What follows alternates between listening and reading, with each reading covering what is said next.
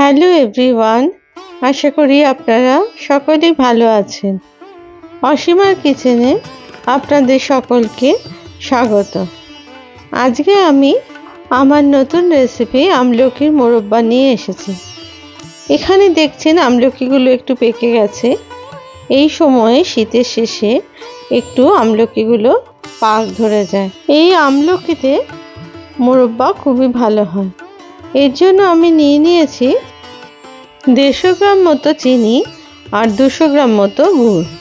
প্রথমে একটা স্টিমার আমি গ্যাসে বসিয়ে তার মধ্যে জল দিয়ে দিলাম। জলটা যখন গরম হয়ে যাবে তার মধ্যে আগে থেকে ধুয়ে শুকনো করে রাখা আমলকিগুলো স্টিমারের মধ্যে আমি দিয়ে দিলাম। মিনিট 10 এই স্টিমারে স্টিম হতে দিতে হবে আমলকিগুলোকে। 10 মিনিট পরে আমি একটু চেক করে দেখলাম যে আমলকিগুলো ঠিক সেদ্ধ হয়েছে কিনা প্রপার। দেখলাম হয়ে গেছে। এরপর গ্যাস বন্ধ করে স্টিমারের ঢাকনাটা দিয়ে রাখলাম। তারপরে মিনিট 5 পরে খুলে আমি একটা টিস্যুর উপরে এই আমলকিগুলোকে দিয়ে দিলাম। এটা একদমই শুকিয়ে নিতে হবে, কারণ কোনো ময়েশ্চার যাতে এই আমলকির মধ্যে না থাকে সেটা অবশ্যই খেয়াল রাখতে হবে। নচেত আমলকির মোরব্বা করার পর সেটা স্টোরেজ করলে সেটা খারাপ হয়ে যাওয়ার সম্ভাবনা থাকবে। তাই ভালো করে টিস্যু দিয়ে মুছে এটাকে ঘন্টা 1.5 রেখে দিতে হবে বাইরে ঠান্ডা করার জন্য। তারপরে একটা কাঁটা চামচের সাহায্যে ছোট ছোট ছিদ্র করে নিতে হবে আমলকির গায়েতে, যাতে করে সমস্ত রস এই আমলকির মধ্যে ঢুকে যায়। সেই কারণেই এই ছিদ্রগুলো করতে হবে। এই আমলকির মোরব্বা অনেক দিন করে স্টোর করে রাখা যায়, বছর খানেকের মতো। প্রথমে আমি চিনির অংশটা দিয়ে দিলাম একটা গামলার মধ্যে। তারপরে দিয়ে দিলাম শুকিয়ে রাখা আমলকিগুলোকে। এরপর একটু নাড়াচাড়া করে মিশিয়ে নিলাম। তারপরে আমি গুড়ের অংশটা দিয়ে দিলাম। দিয়ে গ্যাসটাকে একদম লো করে এটা আমি নাড়তে থাকলাম। দিয়ে দিলাম একটা ঢাকনা মিনিট 5 জন্য, যাতে করে গুড় আর চিনিটা গলে যায়। এটা খানিকক্ষণ নাড়াচাড়া করে যখন এটা গলে আসবে তখন আবার একটু ঢাকনা দিয়ে দিতে হবে। ধিমে আছে আস্তে আস্তে গুড় আর চিনি একদমই গলে যাচ্ছে আর আমলকিগুলো তার মধ্যে সেদ্ধ হয়ে যাচ্ছে। তারপরে বারবার ঢাকনা দিয়ে আর ঢাকনা খুলে এটা নাড়তে থাকতে হবে। দিয়ে দিলাম 4-5টা গোটা এলাচ একটু ফাটিয়ে। এই এলাচটা দেওয়ার জন্য একটা আমলকির মধ্যে সুন্দর গন্ধ আসে এই মোরব্বাতে। এরপর দেখুন গুড় আর চিনি এখানে এখন পুরোপুরি গলে গেছে এবং আমলকিগুলো সেদ্ধ হতে থাকছে। যখন এই রসটা চিনি আর গুড়ের একদম ভালোভাবে এটা চিটচিটে ভাব ধরে যাবে ততক্ষণ এটা হতে দিতে হবে। রস চিটচিটে হওয়ার সাথে সাথে আমলকিগুলো আস্তে আস্তে সেদ্ধ হয়ে যাবে। এটা মাঝে মধ্যে নেড়ে দিতে হবে এদিক ওদিক করে, নচেত একটা দিক সম্পূর্ণ রস ঢুকবে না।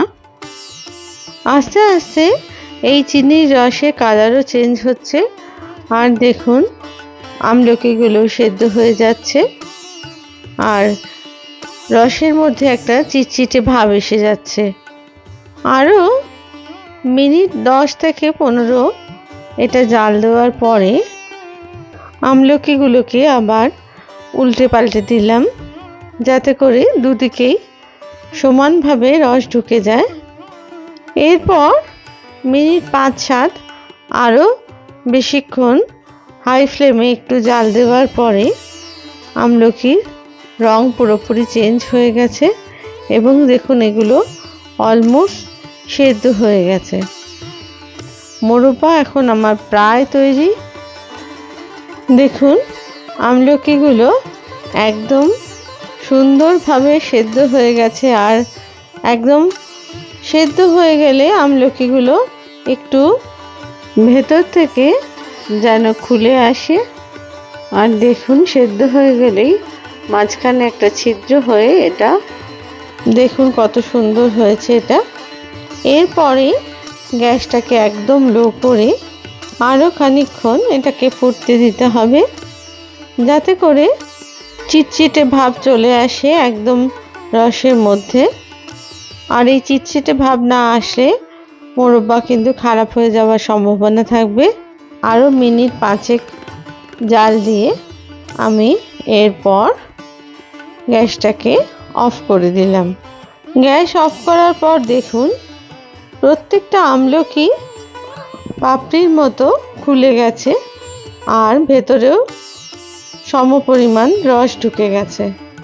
এরপরে আমি একটা ঠান্ডা করার জন্য বলে এটাকে রেখে দিলাম।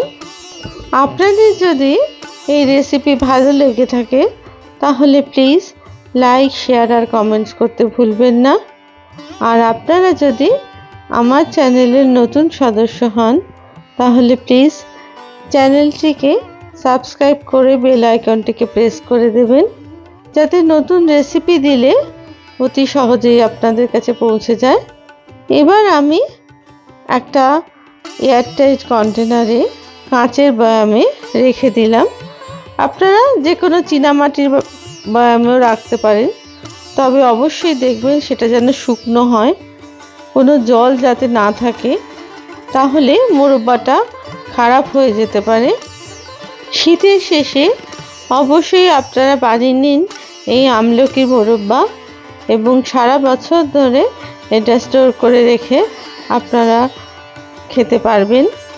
আর একটা কথা, আমলকির মোরব্বার মধ্যে যাতে একটু রস থাকে সেটার দিকে অবশ্যই খেয়াল রাখবেন, না হলে আমলকির মোরব্বা শুকিয়ে যাবে, তখন খেতে আর তত ভালো লাগবে না, আর সেটা জুসি ভাব ভেতরে আমলকি থাকবে না। আমলকি আমাদের অনেক রোগের থেকে রক্ষা করে। এর মধ্যে আছে প্রচুর পরিমাণে ভিটামিন সি, ক্যালসিয়াম, ফসফরাস এবং ভিটামিন বি কমপ্লেক্সের মতো অনেক খনিজ পদার্থ, যার জন্য আমলকি খাওয়া খুবই উপকারী। এবার আমি আমলকির মোরব্বাটাকে একটা আমলকির গাছের পাতা দিয়ে সাজিয়ে দিলাম। দেখুন খুলে দেখাচ্ছি কতটা সুন্দর আর জুসি হয়েছে এই আমলকির মোরব্বা। আপনারা সবাই ভালো থাকবেন, ধন্যবাদ।